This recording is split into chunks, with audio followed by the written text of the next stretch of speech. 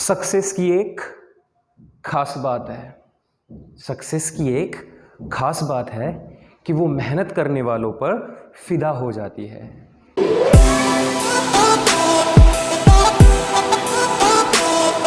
Hello दोस्तों, स्वागत है आपका हमारे YouTube चैनल राइज टू 100 पे, जहां पे आप सीख रहे हैं अकाउंटेंसी। और आज का जो हमारा टॉपिक रहने वाला है वो क्लास 11th का अदर बुक।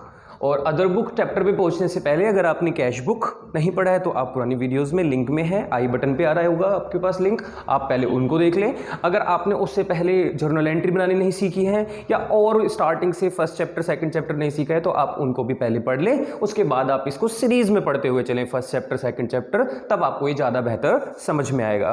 तो आज का जो हमारा टॉपिक है अदर बुक, जिसको स्पेशल पर्पस बुक सेकंड भी बोल देते हैं, जिसमें अदर बुक आ जाता है। इससे पहले स्पेशल पर्पस बुक जो हमने पढ़ा उसमें कैश बुक को पढ़ा था। अदर बुक का मतलब क्या होता है तो आप याद करो, जब आप कैश बुक बनाना सीखते थे तो वहां पे सिर्फ कैश ट्रांजैक्शंस रिकॉर्ड की जाती थी। कोई भी क्रेडिट ट्रांजैक्शन को अगर हमें मिल भी जाती थी क्रेडिट ट्रांजैक्शन, तो हम उसको क्या कर दिया करते थे, इग्नोर कर दिया करते थे। हम कहते थे नहीं, हम तुम्हें नहीं लिखेंगे, क्योंकि कैश बुक में सिर्फ कैश की ट्रांजैक्शन लिखी जाएंगी। तो आज हम क्या करने वाले हैं, क्रेडिट ट्रांजैक्शन को रिकॉर्ड करने वाले हैं, जो भी उधारी में ट्रांजैक्शन होंगी, लेकिन हमें साथ में उनका नेचर भी पहचानना होगा। ऐसा नहीं होगा कि कोई भी क्रेडिट ट्रांजैक्शन को हम रिकॉर्ड करते चले जाएंगे, नहीं। क्रेडिट ट्रांजैक्शन तो रिकॉर्ड होंगी लेकिन सिमिलर नेचर की। ये मैं आपको भी आगे समझाऊंगा कि किस तरीके से हम सिर्फ सिमिलर नेचर की क्रेडिट ट्रांजैक्शन को ही रिकॉर्ड करते हैं।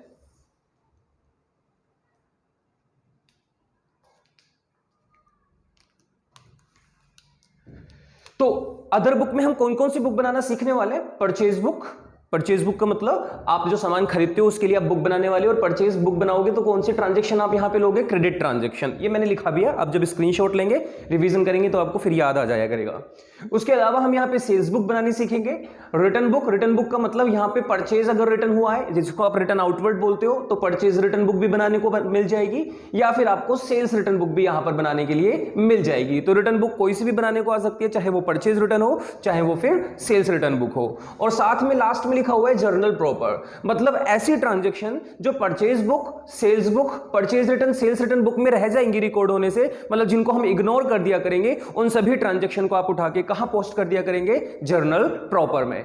चलिए तो स्टार्ट करते हैं आगे पढ़ना। यहां पे फर्स्ट लिख दिया ओनली क्रेडिट ट्रांजैक्शन, मतलब purchase book, sales book, purchase return, sales return book में कौन सी ट्रांजैक्शंस रिकॉर्ड होंगी, ओनली क्रेडिट ट्रांजैक्शंस। अगर कोई भी क्रेडिट ट्रांजैक्शन अगर आपको नहीं मिलती है, आपको कोई कैश ट्रांजैक्शन मिल जाती है, कोई चेक वाली ट्रांजैक्शन मिल जाती है, तो आप उसको यहां पे रिकॉर्ड नहीं करेंगे। आप सिर्फ कौन सी ट्रांजैक्शन रिकॉर्ड करेंगे, ओनली क्रेडिट ट्रांजैक्शन।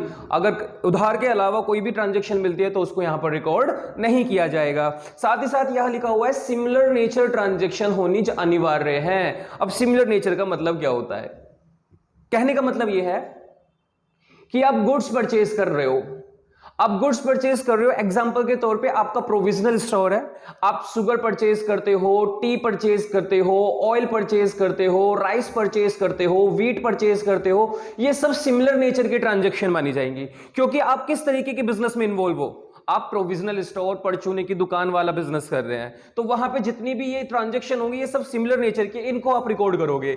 लेकिन आपने राइस परचेज करते वक्त, व्हीट परचेज करते वक्त आपने साथ में कोई कैलकुलेटर परचेज कर लिया, कोई टाइपराइटर परचेज कर लिया, कोई कंप्यूटर परचेज कर लिया, या कोई अदर मशीनरी फर्नीचर परचेज कर लिया, तो उन ट्रांजैक्शन को यहां पे रिकॉर्ड नहीं किया जाएगा। अगर आप परचेज बुक बना रहे हो और आपका काम जिस चीज को परचेज करके बेचने का है, सेल करने का, सिर्फ आप उन्हीं ट्रांजैक्शन को यहां रिकॉर्ड करोगे।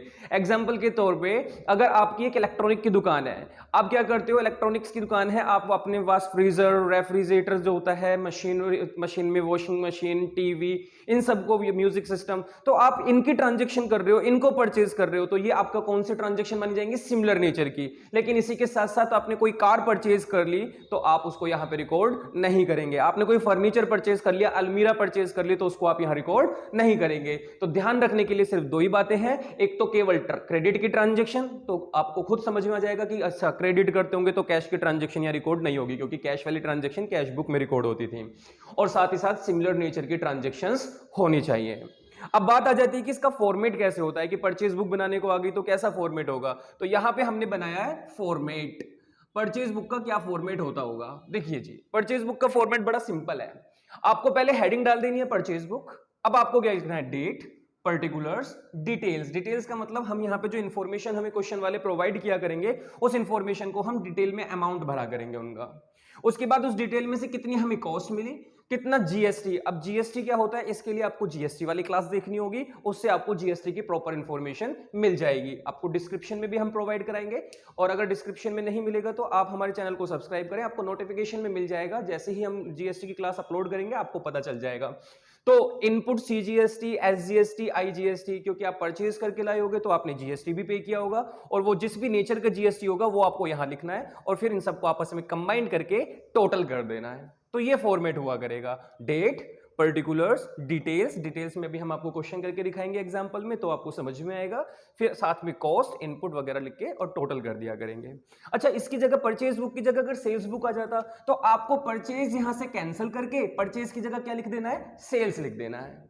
और फिर क्या लिखोगे, डेट, पर्टिकुलर्स, डिटेल्स, फिर अमाउंट, और इनपुट की जगह क्या लिख दिया जाएगा, आउटपुट। क्योंकि जब परचेज करते हैं तो इनपुट वर्ड यूज किया जाता है, और जब सेल करते हैं तो आउटपुट वर्ड यूज किया जाता है। तो आप बस यहां पे आउटपुट, फॉर्मेट नहीं चेंज होगा, फॉर्मेट में कोई डिफरेंस नहीं आएगा।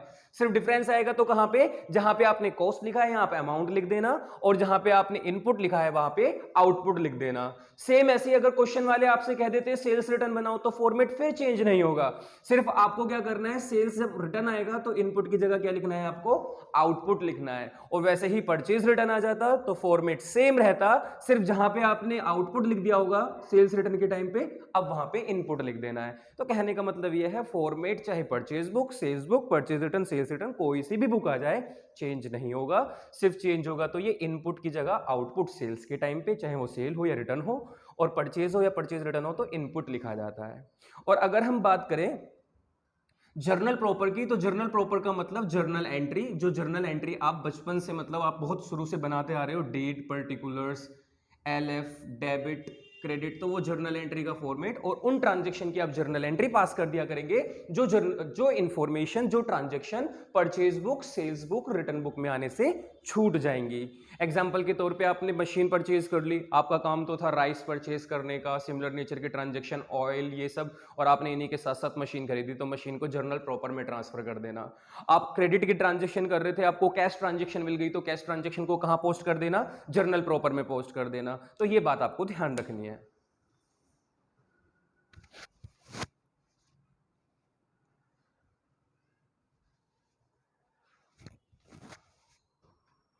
अब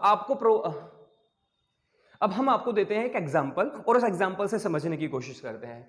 कहते हैं एक मिस्टर बिन्नी है, और ये मिस्टर बिन्नी दिल्ली के निवासी हैं, दिल्ली में रहते हैं ये, दिल्ली, और दिल्ली के निवासी हैं मिस्टर बिन्नी। और ये कहते हैं कि हमारे लिए आप परचेज बुक बना दीजिए, क्योंकि हम परचेज करने जा रहे हैं। और ये बता देते हैं हमको कि जो जीएसटी का रेट चल रहा है वो सीजीएसटी, एसजीएसटी और आईजीएसटी की फॉर्म में, सीजीएसटी, एसजीएसटी 6% और इन दोनों का कंबाइंड आईजीएसटी जो पे किया जाता है वो 12% चल रहा है। मतलब जब हम सामान खरीदते हैं तो इस तरीके का टैक्स रेट हमको देना होता है खरीदते वक्त। कहते हैं पहली ट्रांजैक्शन आपने गुड्स परचेज किया राम ब्रदर्स से, जो कि दिल्ली के ही थे। अब देखो मिस्टर बिन्नी दिल्ली के हैं, और उन्होंने सामान भी परचेज कहां से किया, दिल्ली से, तो हम इसको बोल देते हैं इंट्रा स्टेट ट्रांजैक्शन, मतलब सेम स्टेट में, विद इन स्टेट ट्रांजैक्शन हुई। अब आपने अगर अपने ही स्टेट से सामान खरीदा तो आपको दो टैक्स पे करने पड़ेंगे, एक सीजीएसटी और एक एसजीएसटी, क्योंकि दोनों ही टैक्स एक सरकार को जाएगा जो कि सेंट्रल गवर्नमेंट होगी, और एक सरकार को जाएगा जो कि स्टेट गवर्नमेंट होगी। अब क्योंकि ये दिल्ली के हैं और दिल्ली में ही खरीद रहे हैं, तो आधा केजरीवाल ले जाएगा और आधा मोदी जी ले जाएंगे। तो इस तरीके से आपको क्या करना है, जीएसटी के बारे में सोचना है। जैसे नेक्स्ट ट्रांजैक्शन अगर मैं पढ़ूं, परचेज फ्रॉम मोहन, आपने मोहन से खरीदा जो कि यूपी से हैं, तो यूपी के हैं तो आप सभी को समझ में आ गया होगा कि स्टेट बदल गया है, दिल्ली अलग हो गया और यूपी अलग हो गया। और जैसे ही स्टेट चेंज हो जाता है तो यहां पे क्या होगा, अब टैक्स एक कंबाइंड टैक्स देना होगा जो कि सीधा सीधा सेंट्रल गवर्नमेंट के पास चला जाएगा। फिर सेंट्रल गवर्नमेंट अपने आप जिन जिन स्टेट से, जिस स्टेट से खरीदा गया, जिस स्टेट में बेचा गया, उनके पास ट्रांसफर कर दिया जाएगा। तो अभी हमारा मुद्दा जीएसटी को रिकॉर्ड करना, मतलब जीएसटी क्या होता है, कैसे होता है, वो नहीं है। हमारा मुद्दा यह है कि इन चीजों को ये वाला जो फॉर्मेट परचेज बुक का है इसमें किस तरीके से पोस्ट किया जाता है। देखो बच्चों, अगर आज तक आपको अकाउंट से डर लगता था, अगर आज तक आपको अकाउंट समझ में नहीं आ रही थी, तो आप ऐसे चैनल पे आ चुके हैं जहां पे आज के बाद आपको अकाउंट से रिलेटेड कोई भी प्रॉब्लम होने वाली नहीं है। अगर कोई हल्की सी समस्या भी होती है तो आप जैसे जैसे वीडियोस देखते चले जाएंगे, आपकी सारी समस्याओं का समाधान यही होता चला जाएगा। अगर कोई बच्चा लगता है कि उसके 70 से 75 मार्क्स ही आ सकते हैं मैक्सिमम, तो यकीन जान लो कि अब आप 100 मार्क्स लाने की तैयारी शुरू कर दो, क्योंकि आपको हर कॉन्सेप्ट समझ में आने लग जाएगा। लेकिन जरूरत है अगर आपको क्वेश्चंस की प्रैक्टिस करने की, तो आप हमें कमेंट में बताएं कि आपको कौन से क्वेश्चंस की प्रैक्टिस करवानी है, किसके ऊपर वीडियो चाहिए, कौन से क्वेश्चंस की प्रैक्टिस, किस चैप्टर के क्वेश्चन की प्रैक्टिस आपको करनी है, ये आप हमें कमेंट में बताएंगे। तो स्टार्ट करते हैं इस क्वेश्चन को करना। सबसे पहले कहते हैं कि हमने राम ब्रदर्स दिल्ली से खरीदा। तो बच्चों आपको डेट नहीं गिवन, तो आप फर्स्ट लिख दें राम ब्रदर्स लिख दें, क्योंकि आपने राम ब्रदर्स से खरीदा है जो कि दिल्ली से है। आपने राम ब्रदर्स दिल्ली लिख दिया पर्टिकुलर्स में। अब आपको भरनी है डिटेल। तो कहते हैं आपने 5 टिन ऑयल परचेज किया 1000 रुपीज का। तो हमने कहा लो जी 5 टिन ऑयल था 5000 रुपए का ईच है। तो अगर मैं इसकी मल्टीप्लाई करूं, सॉरी बेटा 1000 रुपीज का है, तो 1000 रुपए का एक टिन और 5 टिन परचेज किए, तो डिटेल में लिखो जी 5000 रुपए के टिन हो गए टोटल। आगे चल के हमें क्वेश्चन वाले डिस्काउंट भी बता सकते हैं, हमने डिस्काउंट नहीं लिखा, लेकिन यहां पे ट्रेड डिस्काउंट भी बहुत चलता है, उसको घटा दिया जाता है, डायरेक्ट माइनस किया जाता है।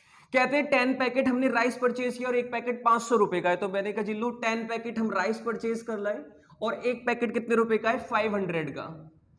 तो अगर मैं इसकी भी मल्टीप्लाई करूं 10 में, तो ये भी 5000 आ जाएगा। हमने कहा जी राम ब्रदर्स आपसे 5000 रुपए के हमने परचेज कर लिया ऑयल और 5000 रुपए का परचेज कर लिया राइस। टोटल अगर देखा जाए तो हमने 10,000 रुपए का आपसे क्या परचेज कर लिया है, सामान परचेज कर लिया है राम ब्रदर्स से। अब क्योंकि ये दिल्ली के थे और दिल्ली से ही परचेज किया है, तो मुझे यहां पे क्या लगाना होगा, जीएसटी भी लगाना होगा। तो अभी देखो आप डिटेल के कॉलम में ही भरते रहो इसको। 10,000 आपने कहा जी ऐड कर लो इनपुट, सीजीएसटी, एसजीएसटी और कितने कितने परसेंट, 6%, क्योंकि हमने आपको बता दिया था कि जब सेम स्टेट से खरीदोगे तो 2 टैक्स पे करने पड़ेंगे और दोनों टैक्स का रेट कितना चल रहा है यहाँ पे, 6%। तो हमने कहा जी 10,000 का 6%, 600। अब देखो बच्चों क्या करना है, 10,000 रुपए का सामान खरीदा, 600 रुपए उसके ऊपर टैक्स गया, तो 11,200 रुपए का टोटल सामान हमने परचेज किया। तो 11,200 डायरेक्ट हमने टोटल के कॉलम में लिखे। इसमें से 10,000 रुपीज की हमारी कॉस्ट थी, 600 रुपए का इनपुट सीजीएसटी था, 600 रुपए का इनपुट एसजीएसटी था और आईजीएसटी हमको यहां पे नहीं करना था। तो इस तरीके से आप क्या करेंगे, इन ट्रांजैक्शन को रिकॉर्ड करेंगे। सबसे पहले जो आप परचेज करो उन चीजों को लिखो, उनकी मल्टीप्लाई करके पर अमाउंट में मल्टीप्लाई करके उनको डिटेल्स के कॉलम में लिख दो।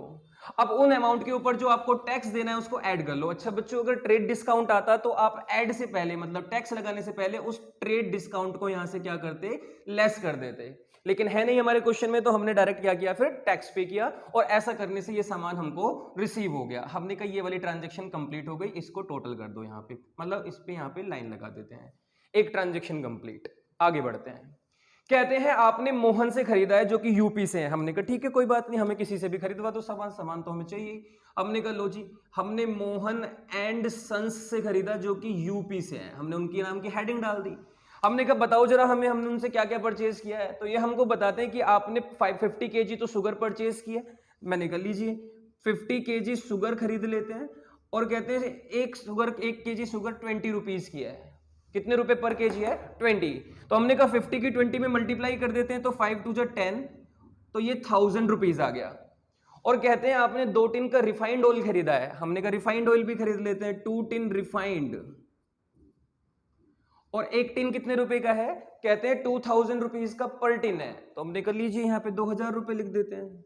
अब आप मुझे बताइए 2000 रुपए का एक टिन है और 2 टिन परचेज किए तो 4000 रुपए के हो गए। ऐसा करके मैंने 5000 रुपए का टोटल सामान परचेज कर लिया। अब ये देखो जी आपने दिल्ली वाले जो मिस्टर बिन्नी हैं ये दिल्ली से रहने वाले हैं और सामान खरीदने कहां पहुंच गए, अपना स्टेट छोड़ के सीमा के परे चले गए अपनी स्टेट की। तो जैसे ही सीमा क्रॉस हो गई टैक्स कौन सा लगना स्टार्ट हो गया, आईजीएसटी। हमने कहा यहां पे आईजीएसटी लगा देते हैं। अब आईजीएसटी लगेगा तो ऐड इनपुट आईजीएसटी और उसका रेट कितना चल रहा है 12%, क्योंकि जितना सीजीएसटी एसजीएसटी होता है दोनों का मिला के आईजीएसटी होता है। तो 12 की 5000 में 12 से परसेंट निकालोगे तो 600 आएगा। अब बताइए टोटल कितना हो गया 5600। 5000 रुपए का सामान परचेज किया, 600 रुपए टैक्स दिया। अब देखो कॉस्ट थी 5000, इनपुट सीजीएसटी एसजीएसटी नहीं है इस बार सीधा 600 रुपए का क्या है हमारे पास, आईजीएसटी। तो हमने आईजीएसटी के कॉलम में भर दिया। बस जी, अब क्या करना होगा लास्ट में इसको टोटल, और टोटल करते ही हमारा क्वेश्चन क्या हो जाएगा, खत्म हो जाएगा। देखिए बच्चों कैसे टोटल करते हैं।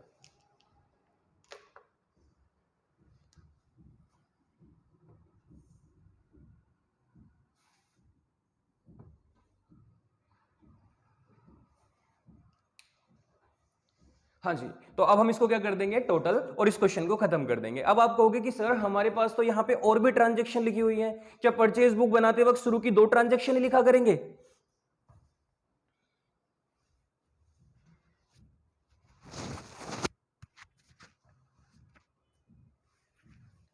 तो बच्चों हमारा जवाब होगा कि ये एग्जाम्पल हमने बनाया था, तो हमको पता था कि 2 ट्रांजैक्शन के बाद अगली 2 ट्रांजैक्शन हमारे काम की नहीं होंगी, वो मुझे बस आपको समझाना है, इसलिए तो मैंने यहाँ पे पहले ही टोटल कर दिया।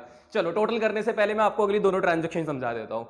कहते हैं थर्ड ट्रांजैक्शन में purchase from Geeta and company Kanpur in cash. आपने गीता एंड कंपनी से कैश में सामान खरीदा। अब बच्चों बताओ मुझे, अगर आपने कैश में सामान खरीदा तो यहाँ तो कैश की ट्रांजैक्शन को रिकॉर्ड ही नहीं किया जाता, तो इस वजह से थर्ड ट्रांजैक्शन को मैं अब आगे पढ़ूंगा ही नहीं, क्योंकि ये मेरी ट्रांजैक्शन अब काम की नहीं बची, क्योंकि इसके नाम के पीछे कैश लग गया। और जहां भी अदर बुक बनाते वक्त, जहां भी इस चैप्टर नंबर 11 को पढ़ते वक्त कैश का नाम आ जाए, उस ट्रांजैक्शन को हमें इग्नोर करके निकल जाना है। आगे बढ़ते हैं, फोर्थ ट्रांजैक्शन पे आते हैं। मुझे ये नहीं पकड़ना, देखो राजधानी बेसन खरीदा है, सिमिलर नेचर की ट्रांजैक्शन हुई है, लेकिन क्योंकि कैश में कर ली करमजली ने, तो अब इस ट्रांजैक्शन को मैं रिकॉर्ड नहीं कर सकता। आगे लिखा हुआ है परचेज कैलकुलेटर। आपने कैलकुलेटर परचेज किया, मैं कह रहा हूं अब मैं इसको आगे बिल्कुल भी नहीं पढ़ूंगा, क्योंकि खरीदने जा रहा हूं मैं चीनी, पत्ती, तेल, सरसों का तेल, बेसन, और खरीदने लग गए हो कैलकुलेटर, तो कैलकुलेटर यहां पे रिकॉर्ड नहीं होगा। तो अब ये कितने रुपए का था, किससे खरीदा, विद इन स्टेट, मुझे इससे कोई मतलब नहीं है। तो बच्चों इस वजह से मैं लास्ट वाली ट्रांजैक्शन भी रिकॉर्ड यहां पर नहीं करने वाला। तो मुझे जैसे कि पता था कि लास्ट की 2 ट्रांजैक्शन काम की नहीं है, तो इस वजह से मैंने दोनों ट्रांजैक्शन लिखने के बाद टोटल स्टार्ट कर दिया था। अब क्योंकि ये परचेज बुक बना रहे हो, तो आप यहां पे लिखा करेंगे परचेज अकाउंट डेबिट। नहीं भी लिखोगे तो भी काम चल जाएगा, लेकिन लिख दोगे तो भी बढ़िया है। और अगर डेट गिवन है तो ये मंथ के लास्ट में, जैसे अप्रैल अगर होता तो आप 30 अप्रैल को ये परचेज अकाउंट का टोटल करते हैं। अब कैसे करना है, तो सबसे पहले कॉस्ट में, और कॉस्ट कितने रुपए है, 15,000, तो कॉस्ट का टोटल कर लो। इनपुट सीजीएसटी कितना था, 600। इनपुट एसजीएसटी कितना था, 600। इनपुट आईजीएसटी कितना था, 600। और ऑल ओवर अगर इसको मल्टीप्लाई कर दिया जाए तो ये हो जाएगा 16,800। ये हो गया आपका टोटल। और इस तरीके से बच्चों हमारी खत्म हो जाती है परचेज बुक। अगर परचेज बुक की जगह सेल्स बुक होता तो इंफॉर्मेशन ऐसे ही मिलती, बस लिखा क्या होता, सेल टू राम ब्रदर्स, क्योंकि यहां पे परचेज बुक की जगह सेल्स बुक बनाने की इंफॉर्मेशन होती। इनपुट एसजीएसटी सीजीएसटी की जगह आउटपुट सीजीएसटी एसजीएसटी का रेट गिवन होता, और जहां जहां परचेज लिखा है वहां वहां सेल लिखा होता, और जहां जहां फ्रॉम लिखा हुआ है वहां वहां टू लिखा होता। और इस तरीके से आप इन इंफॉर्मेशन को फिर से, बस परचेज की जगह आप क्या लिखते, सेल्स बुक लिखते, और ट्रांजैक्शन में इनपुट की जगह क्या लिखते, आउटपुट, और फिर से वही हेडिंग डालते, कितना सामान सेल किया लिखते, और उनको पोस्ट करते चले जाते उनके इंफॉर्मेशन के अकॉर्डिंग कि कितनी उसकी कॉस्ट बोले तो वो कितनी अमाउंट बनती है बेचने वाली, उस पर कितना हमने जीएसटी रिसीव किया, और कितने रुपए टोटल हमने अमाउंट सेल किया। और मंथ के लास्ट में हम उसको भी क्या करते हैं, टोटल, और जहां पे आपने परचेज अकाउंट डेबिट लिखा है वहां आप सेल्स अकाउंट क्रेडिट लिख देते हैं। तो मुझे उम्मीद है आपको इतनी बात समझ में आई होगी। अब हल्की सी छोटी सी बात करते हैं जर्नल की, वीडियो ज्यादा लंबी नहीं करेंगे, कि जर्नल प्रॉपर क्या होता है। तो कुछ नहीं, मैं फिर बता चुका हूं, जर्नल प्रॉपर जर्नल एंट्री है। जर्नल एंट्री में अभी मैं मान के चलता हूं कि क्वेश्चन वाले कह देते इन दोनों ट्रांजेक्शन के लिए जर्नल प्रॉपर बना दो, तो आपने अगर कैलकुलेटर परचेज किया होता तो आप जर्नल एंट्री पास कर देते। अब जर्नल एंट्री आपको आती है, आपने जर्नल एंट्री वाली वीडियो बहुत अच्छे से समझ लिया, तो मैं उम्मीद करूंगा कि आप मेरी उम्मीदों पे, आशाओं पे खरा उतरोगे और आप इसकी एंट्री बना दोगे। क्या, कैलकुलेटर टू राम। क्यों, क्योंकि कैलकुलेटर आपने राम से परचेज किया था, और कैश नहीं लिखा तो इसका मतलब उधार ही परचेज किया होगा। आपने यहां कैश सामान खरीदा है तो आप इसकी मल्टीप्लाई करोगे कि 100 की मल्टीप्लाई 2 में, तो 200 ही बनेगा ये भी। और कानपुर से कैश में खरीदा है, तो अब जब कैश में खरीद लिया तो हमें नाम याद रखने की जरूरत नहीं है, परचेज टू कैश इसकी एंट्री आप पास कर लेते। तो बच्चों मुझे उम्मीद है कि आपको ये क्लास समझ में आई होगी। जर्नल प्रॉपर का मतलब क्या होता है, यहां पे कुछ बच्चों को कंफ्यूजन होती है, तो ये भी उनको अब क्लियर हो गया होगा। अगर आपको वीडियो पसंद आती है तो आप लाइक करें, शेयर करें, और अगर चैनल को सब्सक्राइब नहीं किया है तो सब्सक्राइब कर लें। अपना ख्याल रखें, बाय बाय, टेक केयर।